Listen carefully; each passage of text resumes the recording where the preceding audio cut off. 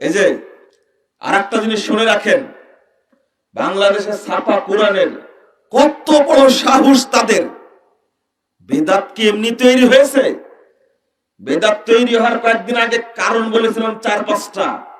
তার মধ্যে অন্যতম একটা কারণ হলো এই বেদাতি আলেমদের বক্তব্য শোনা। শুনেন কেন আপনারা? সুর ভালো হলে তার বক্তব্য শুনতে হবে।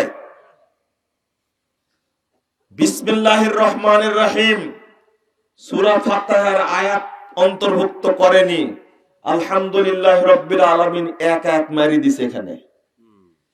অথচ বিসমিল্লাহ কিন্তু সূরা ফাতিহার একটা আয়াত। এখানে এখানে ইহদিনাস সিরাতাল মুস্তাকিম সিরাতাল্লাযীনা আন'আমতা আলাইহিম, এই আলাইহিমের কাছে একটা ওয়াকফ মেরে দিছে, জেনে বোঝা যায় এখান দিয়ে কি 7 আয়াত। 7 আয়াত তো লিখতে পারেনি, এখানে লিখছে 4, 5 আর 7, মাঝখানে বেটা 6 লিখতে পারেনি। এখানে নাই 6, এখানে নাই। কিন্তু সৌদি আরবের কোরআনে ছাপা দেখেন 6 আছে। বিসমিল্লাহ প্রথম আয়াত। বিসমিল্লাহ কি প্রথম আয়াত। কত সাহস হলো এটা! কেমনে করলো এটা? একজন ব্যক্তি ইখতিলাফ করেছেন, কিন্তু যেখানে হাদিস পাওয়া যাবে সেখানে ইখতিলাফের দরকার আছে। তবে জেহরি সালাতে মাগরিব, এশা, ফজরে পড়ার সময় বিসমিল্লাহ আস্তে পড়তে হবে। কারণ রাসূল সাল্লাল্লাহু আলাইহি ওয়াসাল্লাম, আবু বকর, ওমর, উসমান রাদিয়াল্লাহু আনহুম, সাহাবা কেরাম কেরাত পড়ার সময় বিসমিল্লাহ কি করতেন? আস্তে পড়তেন। মনে থাকবে সূরা ফাতিহার আয়াত 1 নম্বর আয়াত বিসমিল্লাহ, বিসমিল্লাহির রহমানির রহিম। তবে জোরে কেরাত পড়ার সময় সালাতে কি পড়তে হবে? আস্তে পড়তে হবে। আলহামদুলিল্লাহি রাব্বিল আলামিন জোরে শুরু করতে হবে। এখানে এই সাহসটা করলে কি করে? কেউ তো জানে না, বলাটাই অপরাধ। তারপরে এই যে রুকু যোগ করেছে, রুকু আছে না, রুকু যোগ করেছে। জানেন কত চালাক! এই তথ্যটা আমরা জানতেই পারিনি, জানি না। এই রুকুর তথ্য উদ্ঘাটন করতে গিয়ে দেখলাম যে এই রুকুটা সংযোগ করা হয়েছে কোরআনের মধ্যে 4th শতাব্দী হিজরিতে, বেদাতি আমলে তৈরি হয়েছে। এটা বুখারার আলেমরা এটা তৈরি করেছে। কেন? রমজান মাসের প্রতি রাত্রিতে 20 রাকাত তারাবি পড়তে হবে, প্রতিদিন 20 রুকু। 27 রাত্রিতে গিয়ে খতম হবে। 20 দিয়ে 27 কে গুণ মারেন, দেখেন সরাসরি 540 হবে। কথা বুঝেননি আপনারা? মনে হয় বুঝেছেন। তৈরি হলো বুখারাতে। আপনি সৌদি আরবের কোরআন দেখেন, সেখানে রুকু নাই। একটু চিন্তা করে দেখেন, কোরআনকে ভাগ করলো নিজস্ব চিন্তা চেতনায়। তুরস্ক থেকে তুলে দিয়েছে, কাজাখস্তান থেকে তুলে দিয়েছে। এই রুকুর ব্যবসা এখনো চলছে। অর্থাৎ এতটুকু পড়ে রুকুতে যাবে, এই জন্য রুকু দিয়েছে। 27 তারিখে কোরআন খতম করতে হবে রমজান মাসে। এই কোরআনটাকে কি শুধু রমজান মাসে পড়ার জন্য? ব্যবসা করার জন্য? কোথায় থেকে রমজান মাসে কোরআন খতমের ব্যবসা শুরু হয়েছে? এবার বুঝতে পেরেছেন আপনারা কেন লাগালে এটা? রাসূল সাল্লাল্লাহু আলাইহি ওয়াসাল্লাম, সাহাবায়ে কেরাম থেকে প্রমাণিত হয় যে তারা তারাবির সালাত পড়তেন 8 রাকাত তারাবি, 3 রাকাত বেতের, মোট কত? 11 রাকাত। এটাই সহিহ হাদিস দ্বারা প্রমাণিত। নফল সালাত আপনি যত ইচ্ছা পড়েন, আমরা বাধা দেই না। তবে 20 নির্ধারণ করা, 25 নির্ধারণ করা, 27 নির্ধারণ করা, এটা ঠিক হবে না। করতে হয় তাহলে 11 রাকাতের হাদিস আসছে, 11 রাকাতে নির্ধারিত হবে ইনশাআল্লাহ। অথচ ওই 20 রাকাতকে জায়েজ করার জন্য কোরআনের উপরে হাত খেলাইছে। আমরা তথ্য দিয়েছি মাসিক আল ইখলাসের মধ্যে, তথ্য সহ উপস্থাপন করেছি রুকুর ইতিহাস কোথায় থেকে আসলো। বুখারার হানাফি উলামায়ে কেরাম বসে কোরআনের মধ্যে রুকু সংযোগ করেছে। কোরআনের সিজদা আছে 15টা। সূরা হজ্জের শেষ সিজদাটা ওখানে লেখছে ইনদা শাফিঈ। যখন কোরআন নাজিল হয় তখন ইমাম শাফি বেঁচে ছিলেন। ইমাম শাফির জন্ম 150 হিজরিতে। কোরআনের গায়ে ইমাম শাফির কথা লেখার কি দরকার? বুঝেননি কথা? ইনদা শাফি তুমি লেখলে কেন? কোন কারো বাপের পৈতৃক কোরআন, এটা সম্পত্তি তাদের, কোন মাযহাবের একার। কেন লেখলো এটা? কোরআনে 15টা সিজদা আছে, আমি তেলাওয়াত যখন সহিহ হাদিস দ্বারা প্রমাণিত, আমি সেটাই দেব, সেটাই পালন করব। আমি কেন লিখতে গেলাম ইনদা শাফিঈ? আমি আশ্চর্য হয়েছি। এই তথ্য আমি পাঠিয়ে দিয়েছি, দেখার পরে পাঠিয়ে দিয়েছি। সৌদি আরব থেকে যে কোরআন ছাপা হয় এই উপমহাদেশের নুসখায়, সেখানেও লেখা আছে রুকু। আমি তথ্য দিয়েছি একজন মাদানীকে, দায়িত্বশীলকে, যে এই তথ্যটা আরবিতে সুন্দর করে উপস্থাপন করে তাদেরকে বোঝার সুযোগ করে দেন, যেন আগামীতে ছাপানোর সময় এটা যেন না থাকে। যেমন মারিফুল কোরআন ছাপাইছিল না আগে, মুরব্বীরা বলতে পারবেন না, মারিফুল কোরআন ফ্রি ছাপাইছিল না? এখন মারিফুল কোরআনটা বন্ধ। কেন বন্ধ হয়েছে? তাদের কাছে রিপোর্ট দেওয়া হয়েছিল যে মারিফুল কোরআনের মধ্যে শুধু মাযহাবী কথা দ্বারা, জাল জয়ীব মিথ্যা ঘটনা দ্বারা ভর্তি করা হয়েছে। এই যে কোরআনটা আমার সামনে আছে, আমি বক্তব্যে বলেছি এই কোরআনের সাথে এই দেখেন লেখা আছে দুআউ খতমিল কোরআন। নরমাল দোয়া যেটা বলে সব সময় সাদাকাল্লাহুল আযীম বলে না? আমি রমাদান মাসের লাইভ প্রোগ্রামে বলে দিয়েছি, কোরআন তেলাওয়াতের পরে সাদাকাল্লাহুল আযীম এই দোয়াটা পড়া বেদাত। আমি বেদাত বলিনি, বড় বড় আলেম, তার মধ্যে শেখ উসাইমিন রাহিমাহুল্লাহ তিনি বলেছেন এটা পড়া বেদাত, শেখ বিন বাজ রাহিমাহুল্লাহ বলেছেন এটা পড়া বেদাত। এরপরে কোরআনের সাথে যতগুলো কোরআন খতমের দোয়া লেখা আছে সবগুলো মানুষের তৈরি, একটি হাদিসে বর্ণিত হয়নি। আপনি লাগালেন কেন? কোরআন কি আপনার বাবার পৈতৃক সম্পত্তি নাকি?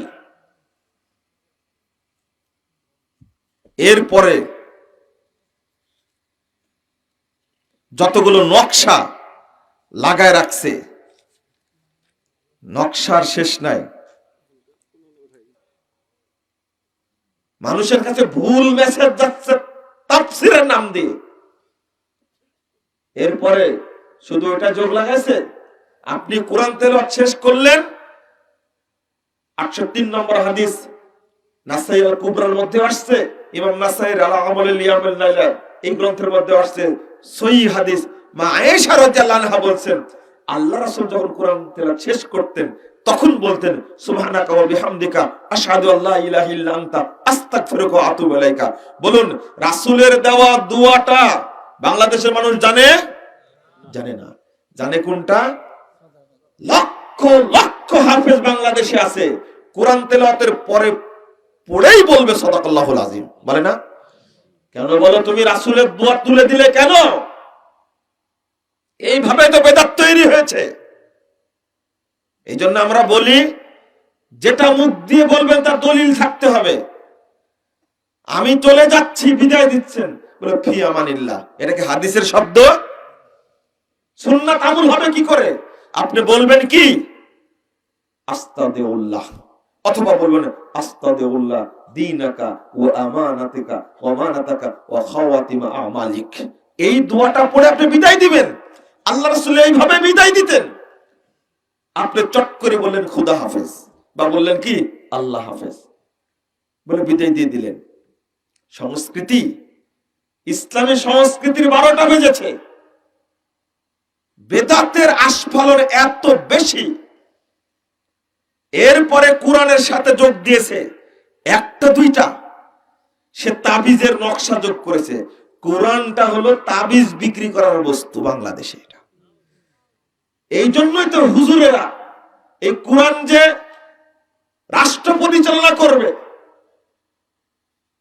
কোরআন যে রাজনীতিক সূত্র বাস্তবায়ন করবে, কোরআনের মাধ্যমে যে বিচার কার্য পরিচালিত হবে, এইটা তো মানুষ জানতেই পারেনি। কারণ হুজুরেরা কোরআনটাকে বানাইছে তাবিজের ব্যবসার কিতাব, মুরগি জবাই করার কিতাব বানাইছে তারা। আশ্চর্য, কোরআনের সাথে তুমি তাবিজের নকশা যোগ করলে কেন?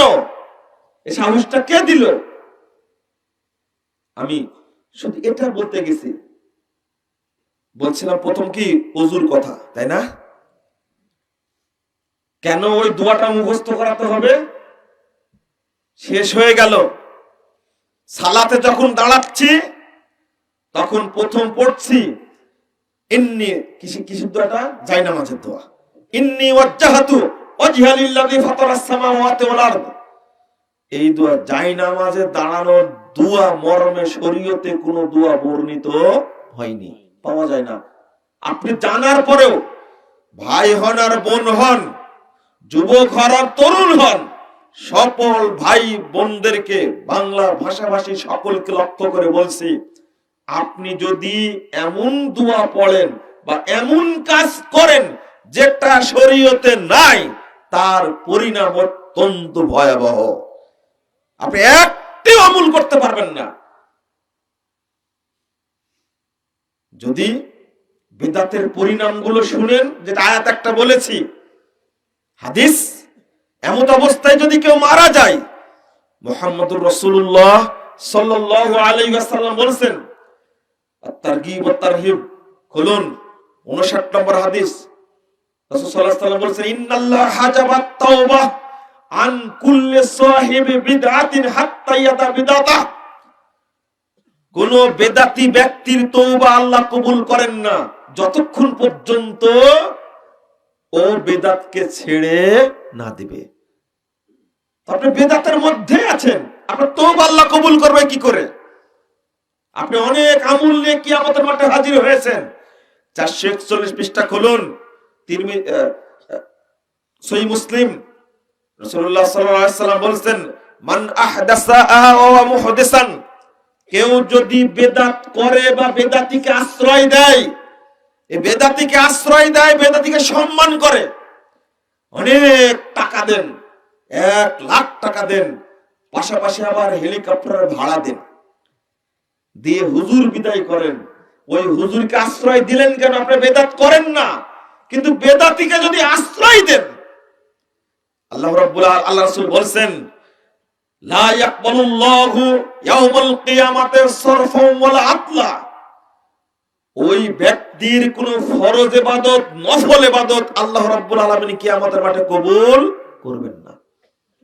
তাহলে আপনার কোন আমল আল্লাহর কাছে পৌঁছলো না, তওবা কবুল হলো না, কিয়ামতের মাঠে কোন আমল গ্রহণযোগ্য হলো না। এবার কি রাসূল সাল্লাল্লাহু আলাইহি ওয়াসাল্লামের কাছে সুপারিশ নিতে যাবেন? রাসূল সাল্লাল্লাহু আলাইহি ওয়াসাল্লাম বলে দিয়েছেন আগেই, 974 পৃষ্ঠা সহিহ বুখারী খুলুন। আপনি খুব সহজে বেদাতকে মেনে নিয়েছেন, বেদাত নিয়ে কোনো চিন্তা নেই, বেদাত নিয়ে কোনো ভাবনা নেই। আল্লাহ রাসূল সাহাবা কেরাম কত কঠোর ছিলেন বেদাতের বিরুদ্ধে, শরীয়তকে ঢেকে ফেলেছে। রাসূল সাল্লাল্লাহু আলাইহি ওয়াসাল্লাম বলেছেন, আমি আগেই কাউসারের দ্বারে চলে যাব। মান মাররা আলাইয়া শারিবা ওয়া মান শারিবা লাম ইয়াতমা আবাদা, যে আমার কাছ দিয়ে অতিক্রম করবে সে কাউসারের পানি পান করবে, আর যে একবার পানি পান করবে ওই ব্যক্তির আর পিপাসা লাগবে না। ইতিমধ্যে অনেকগুলো দল চলে আসবে। বাংলাদেশে দলের অভাব আছে? অসংখ্য দল না, শুধু পীরের মাজার আছে প্রায় 3 লক্ষাধিক। যত পীর তত দল। ইসলামের কত দল, কিয়ামতের মাঠে সবাই চলে যাবে, রাসূলের কাছে পানি পান করার জন্য। আল্লাহ রাসূল বলছে আরিফু ওয়াইরিফুনি, আমি তাদেরকে চিনতে পারবো, তারাও আমাকে চিনতে পারবে। তুম্মা ইউহালু বাইনি ওয়া বাইনাহুম, অতঃপর তাদের মাঝে আমার মাঝে আর সৃষ্টি করা হবে। আমি আল্লাহকে বলবো ইন্নাহুম মিন্নি, আল্লাহ এরা আমার উম্মত, এরা আমার সাথী, আমি এদেরকে পানি পান করাবো, এরা আমার অনুসারী। আল্লাহ রাব্বুল আলামিন বলবেন ইন্নাকা লা তাদরি মা আহদাসু বাদাক, হে মুহাম্মদ আপনি জানেন না আপনার মৃত্যুর পরে এরা কত ভুয়া আমল করেছে, কত বেদাতি আমল করেছে, আপনার সুন্নাহকে 5 পয়সা দাম দেয়নি। এই কথা শোনার পরে আল্লাহ রাসূল বলবেন সুহকান সুহকান লিমান গায়্যারা বাদি, দূর হও দূর হও যারা আমার মৃত্যুর পরে আমার শরীয়তকে পরিবর্তন করেছো।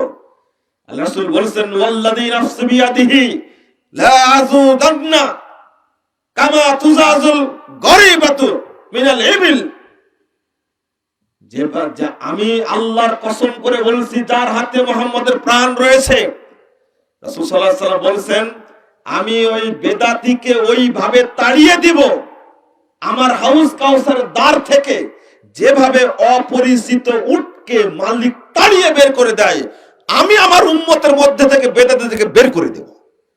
কত শক্ত কথা। শেষ ফলাফল কি? জান্নাত না জাহান্নাম? ওটা প্রতিদিনই শুনেন, কুল্লু বিদাতিন দালালা, তারপরে কি ওয়া কুল্লু দালালাতিন ফিন্নার, 1578 নম্বর হাদিস নাসাইয়ের মধ্যে এসেছে।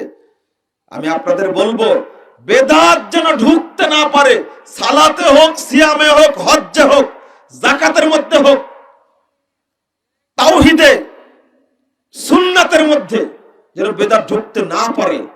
আমরা একটা বাদ দিয়ে দিয়েছি আলহামদুলিল্লাহ, আমরা বই একটা দিয়েছি আপনাদেরকে, প্রশ্নোত্তর আরকানুল ইসলাম, 1330টি প্রশ্নোত্তর আছে, 1330টি, যেন কোন লোক কথা বললেই ধরতে পারে কি কি বেদাত, কি কি শিরক, আর সুন্নাত কোনটা, বেদাত কোনটা, প্রশ্নোত্তরের মাধ্যমে আমরা জেনে নেব। প্রশ্নোত্তর আরকানুল ইসলাম এইটা বের হওয়ার পরে আরো ক্ষিপ্ত হয়েছে, আরো চিহ্নিত করে দেব ইনশাআল্লাহ, যেন বেদাতীরা সমাজে বিভ্রান্তি সৃষ্টি করতে না পারে। কেন করব না? আপনার সাহস হলো এতগুলো দোয়া তৈরি করার। ও হুজুর বলে যে মাইক বেদাত, চোখে পড়ে না? টঙ্গীর মাঠে যেটা হয় আখেরি মুনাজাত না আখেরি বেদাত, ওটাকে বেদাত বলতে পারো না? ওর কোনো দলিল আছে? হ্যাঁ, কত সুন্দর বয়ান করছে, কি চমৎকার বয়ান করছে। ওযু করার সময় কথা বলা যায় না, কারণ ওযু করার সময় 4 জন ফেরেশতা 4টা রুমাল, 4 কোণা রুমালের 4 কোণা ধরে দাঁড়ায় থাকে। এক কথা বললে একজন কোণা ছেড়ে দেয়, আরেক কথা বললে আরেক কোণা ছেড়ে দেয়, আরেক কথা বললে আরেক কোণা ছেড়ে দেয়, 4 নম্বর কথা বললে রুমাল নিয়ে ফেরেশতারা পালায়ে যায়। বলেন সুবহানাল্লাহ। হুজুরের ওয়াজ এটা, এই হুজুরের কি হবে? আপনাদের বেদাতের বক্তব্য শুনেন। 809 নম্বর হাদিস তাবরানী কাবিরের মধ্যে এসেছে, রাসূলুল্লাহ সাল্লাল্লাহু আলাইহি ওয়াসাল্লাম বলেছেন ইন্না মিন আশরাতিস সাআহ আইয়ুলতামাসাল ইলমু আন আসাগির ইনদাল আসাগির। আল্লাহ বলেছেন কিয়ামতের আলামত হলো বেদাতি আলেমদের কাছ থেকে ইলম গ্রহণ করা। যেখানে বেদাতির কুরআন তেলাওয়াত শোনা না জায়েজ, সেখানে আপনি বক্তব্য শুনেন কি করে? একটু দেখি না কি বলে। আর এত সুর, এত মানুষ অংশগ্রহণ করে, অথচ সেখানে যাওয়া না জায়েজ। মুহাম্মদ বিন সিরিন রাদিয়াল্লাহু আনহু একজন যোগ্য তাবী, প্রবীণ, মানে শ্রেষ্ঠ 4 জন তাবীর একজন মুহাম্মদ বিন সিরিন রাদিয়াল্লাহু আনহু, তিনি বলছেন তোমরা বেদাতির কোরআন তেলাওয়াত শোনো না, কারণ তারা পরিবর্তন করে পড়তে পারে। আর একটা কারণ হলো আপনার মধ্যে ওই বেদাতির প্রতি মহব্বত তৈরি হতে পারে। বেদাতির প্রতি মহব্বত তৈরি হওয়া মানে রাসূলের প্রতি শত্রুতা তৈরি হওয়া। কোরআন তেলাওয়াত যেখানে শুনতে সালাফরা নিষেধ করছেন, আর সেখানে আপনি তার বক্তব্য, মিথ্যা বক্তব্য, মানসুর হাল্লাজের কাহিনী শুনেন, আপনি কি সুন্দর করে মানে ঘুমানোর সময় বেদাতি বক্তার ওয়াজটা ওপেন করে ঘুমিয়ে যান আপনি। মানে বেদাতের সাথে আপনার কানেকশন বেশি, সুন্নাতের সাথে কোনো কানেকশন নাই। কাল কিয়ামতের মাঠে রাসূল সাল্লাল্লাহু আলাইহি ওয়াসাল্লাম আপনাকে সুপারিশ করবেন যদি বেদাতি হন আপনি। 1015 নম্বর সিরিয়াল জামিউ বায়িনুল ইলম ওয়া ফাজলিহি ইবনে আব্দুল বার তার একটা কিতাব, তিনি এই সিরিয়ালে নিয়ে এসে বলছেন ইবনে মাসউদ রাদিয়াল্লাহু আনহুর কওল, তিনি বলছেন লা ইয়াজালুন নাসু বিখাইরিন মা আখাযুল ইলমা আন আকাবিরিহিম। ইবনে মাসউদ রাদিয়াল্লাহু আনহু সাহাবী না? তিনি বলছেন মানুষ ততদিন কল্যাণের মধ্যে থাকবে যতদিন সাহাবীদের কাছ থেকে ইলম গ্রহণ করবে। বলুন আলহামদুলিল্লাহ। ওয়া ইযা আখাযুহু আন আসাগিরিহিম হালাকু, যখনই তারা বেদাতীদের কাছ থেকে ইলম গ্রহণ করবে তখনই উম্মত ধ্বংস হয়ে যাবে। নাউযুবিল্লাহ, আস্তাগফিরুল্লাহ। অথচ আমি ওই বেদাতের প্রতি ঝোঁক বেশি কেন? এক, বেদাতি কোন আলেমের বক্তব্য শোনা যাবে না। দুই, বেদাতি কোন উস্তাদের কাছে ইলম গ্রহণ করা যাবে না। তিন, মানহাজের ত্রুটি আছে। মানহাজ মানে নীতিতে ত্রুটি আছে, ওর চলার পথে ত্রুটি আছে। যদি বুঝতে পারেন তাদের কোনো বই পড়া যাবে না। ওই বইগুলো তো সব শেষ করে দিয়েছে। আজকে আসার পথে এই গাড়ির একটু সমস্যা হয়েছিল, আসার পথে দেখছি একবারে মাটির দিকে তাকায়া 4-5 জন লোক আসছে সুজা হয়ে, এসে দাঁড়িয়ে বলছে, সালাম দিয়ে বলছে যে একটু দাওয়াত দিতে চাই আপনাদেরকে। তো বলেন, দাওয়াত দেন। যে লা ইলাহা ইল্লাল্লাহ মুহাম্মাদুর রাসূলুল্লাহ। তারপরে কি বলছে যে একটু আপনাদের বোঝা উচিত। কি চমৎকার করে সাজানো হয়েছে যে এইভাবে আসতে হবে। কি শিখছো তুমি? দাড়ি তো সাদা হয়ে গেছে, লাঠি তো হাতে ধরে আছো। আজ পর্যন্ত 90 বছর বয়স হলো, অন্তত 100 বার সিল্লা দিয়েছো, কিন্তু রাসূলুল্লাহ সাল্লাল্লাহু আলাইহি ওয়াসাল্লাম তরিকায় সালাত পড়তে জানো না। কুলুব ধরা যত সুন্দর ভাবে শিখেছো তত সুন্দর ভাবে সালাত পড়া শিখোনি। কুলুব ধরা বুঝেননি মনে হয় আপনারা? শিখেনি। 40 কদম হাঁটাহাঁটি শিখেনি। যত সুন্দর করে প্র্যাকটিস করেছে, সালাতের প্রশিক্ষণ এভাবে দেওয়া হয় কেন? বেদাত তৈরি হলো। এই যে 3-4টা বই, ফাজাইলে আমল, তারপরে বেহেশতি জেওর, মকসুদুল মুমিনিন, নিয়ামুল কুরআন, আরো কি কি আছে, বিশেষ করে 4টা বই মানুষের মধ্যে এমন ভাবে ছড়িয়ে গেছে, মানুষ কুরআনের চেয়েও বেশি সম্মান করে। মুরব্বি, ব্যাগের মধ্যে ফাজাইলে আমল কেন? কুরআন থাকলে কি সমস্যা ছিল? সহিহ বুখারীর অনুবাদ থাকলে কি সমস্যা ছিল? প্রত্যেক মেম্বারের উপরে ফাজাইলে আমল থাকে, সুন্দর করে মানে সাদা কাপড়ে মুড়ানো। খুলে দেখি ফাজাইলে আমল, কুরআন নাই ওর মধ্যে। নাউযুবিল্লাহ। কোন দিকে আগাচ্ছি আমরা? মসজিদে অবস্থান করছি 40 দিন যাবত, অথচ মসজিদের আদবটা শিখতে পারিনি এখন পর্যন্ত। সুন্নাত ধ্বংস হয়েছে কেমনে? তুই মসজিদে ঢুকলে তোমার বসার অনুমতি নয় যতক্ষণ পর্যন্ত তুমি 2 রাকাত সালাত আদায় না করবে। আল্লাহ রাসূলের হাদিসটা কোথায় গেল? রাসূলুল্লাহ সাল্লাল্লাহু আলাইহি ওয়াসাল্লাম বলেছেন, ইদা দাখালা আহাদুকুমুল মাসজিদ ফালা ইয়াজলিস হাত্তা ইয়াসাল্লি রাকাতাইন। 4440 নম্বর হাদিস, সহিহ বুখারী খুলুন। রাসূলুল্লাহ সাল্লাল্লাহু আলাইহি ওয়াসাল্লাম বলেন, তোমাদের মধ্যে কেউ যখন মসজিদে প্রবেশ করবে সে যেন না বসে যতক্ষণ 2 রাকাত সালাত না পড়বে। অনুমতি কোথায় পেলে? 1 মিনিট থাকলেও, 1/2 মিনিট থাকলেও, 30 সেকেন্ড থাকলেও হুজুর গিয়ে আগে বসবে, তারপরে উঠে দাঁড়াবে।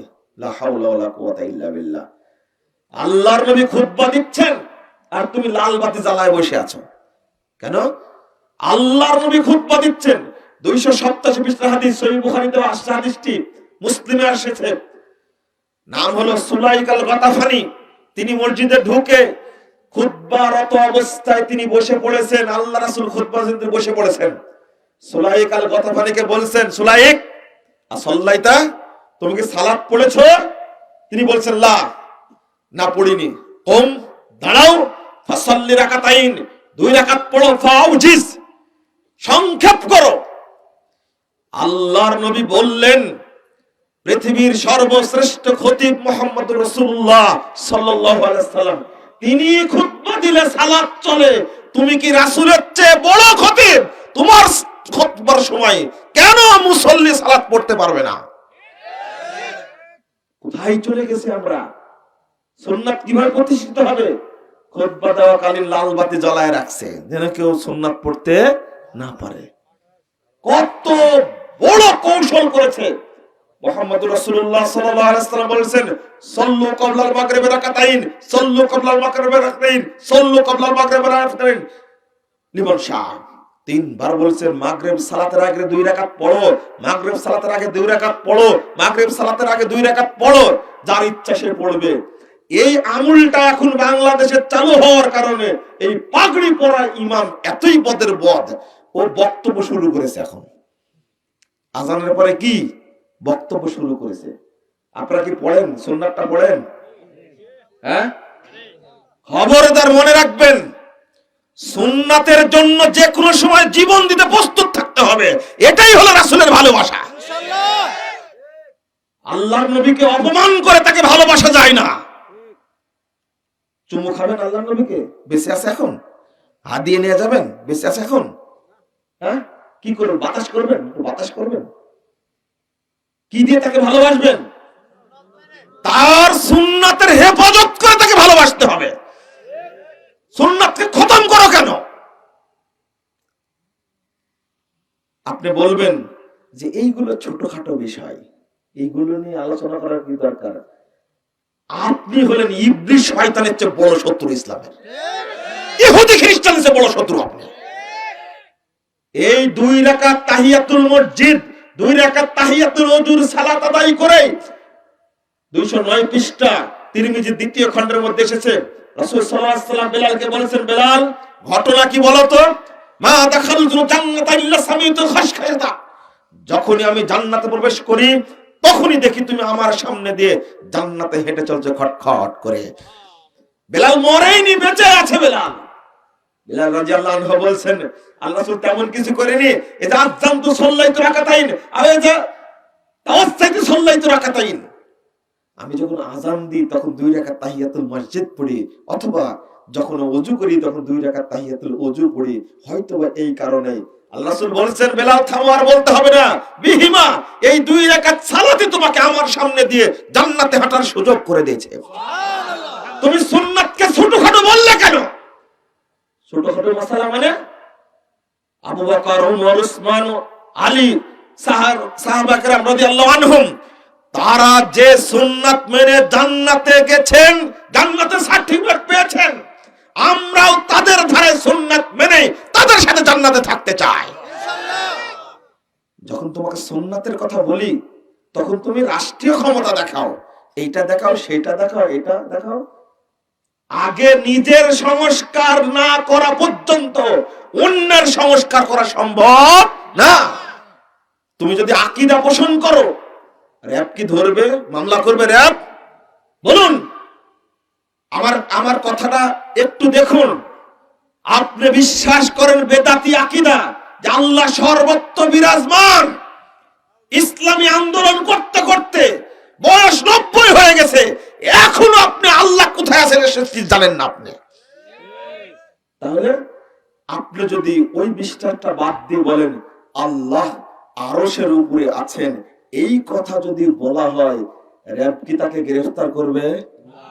মামলা দিবে? জেল দিবে? তা আপনার এই আকীদা পোষণ করতে আপত্তি কোথায়? যেটা কুরআন দ্বারা প্রমাণিত। 7 জায়গায় এসেছে আর রহমান আলাল আরশি ইস্তাওয়া, সুম্মাস্তাওয়াল আরশ, 7 জায়গায় এসেছে আল্লাহ আরশের উপরে সমুন্নত। আপনি এই বিশ্বাসটা যদি করেন তাহলে কি অন্যায়? নবী মুহাম্মদ সাল্লাল্লাহু আলাইহি ওয়াসাল্লাম মাটির তৈরি, এই বিশ্বাসটা যদি আপনি করে নেন তাহলে আপনার বিরুদ্ধে কি মামলা করা হবে? এই বিশ্বাসটা করতে সমস্যা কোথায়? যেগুলো আপনি করতে পারেন সেইগুলোই তো করেন না, খালি বলেন এর ছোটখাটো বিষয়, তাই না? যখন যেটা বলি তখন সেটা পরিষ্কার করে বলি। আজকে বেদাত সম্পর্কে বলছি, বেদাতেরই আলোচনা আসছে, আর আপনি ছোটখাটো। আপনি বলেন যে ওই আমিন জোরে বলা আস্তে বলা এটা কোনো ব্যাপার হলো? যদি এদেশে আহলে হাদিসরা না থাকতো তাহলে হাদিসের গ্রন্থে যে জোরে আমিন বলার হাদিস আছে এটা 17 কোটি মানুষ জানতেই পেত না। রাফুল আযান করে সালাত আদায় করতে হবে, এরা যদি আহলে হাদিসরা না থাকতো তাহলে এটা মানুষ জানতেই পেত না। ঠাকুরের মতো বুখারী মুসলিম পড়াইছে কিন্তু কোনোদিন আমল করেনি, শুধু মধুর বোতলের উপরে নাড়াচাড়া করেছে, চাটাচাটি করেছে, কিন্তু বোতলটার মুখ খুলে কোনোদিন দেখেনি যে কি। নাহলে 36 বছর সহিহ মুসলিম পড়ানোর পরে আমার সামনে বলছে যে এই হাদিস তো মুসলিমে নাই। বলে কি? 203 পৃষ্ঠার হাদিস একটা বাচ্চা মেয়ে বলছে। আক্ষেপটা কোথায়? বাচ্চা মেয়ে বলছে আল্লাহ রাসূলকে। আল্লাহ রাসূল জিজ্ঞেস করলেন, বলো তো আইন আল্লাহ, আল্লাহ কোথায় বলো তো? ফিস সামা।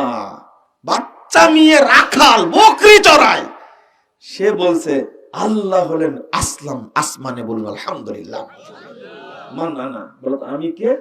আনতা রাসূলুল্লাহ, আপনি আল্লাহর রাসূল। কি চমৎকার জবাব! বকরি চড়ায়া বাচ্চা মেয়ে জানে আল্লাহ আরশে, তুমি 90 বছর বুখারী পড়ানোর পরেও তুমি জানো না আল্লাহ কোথায় আছে। এটা কি আমাদের পার্থক্য? এটা হলো আমাদের কি আক্ষেপ।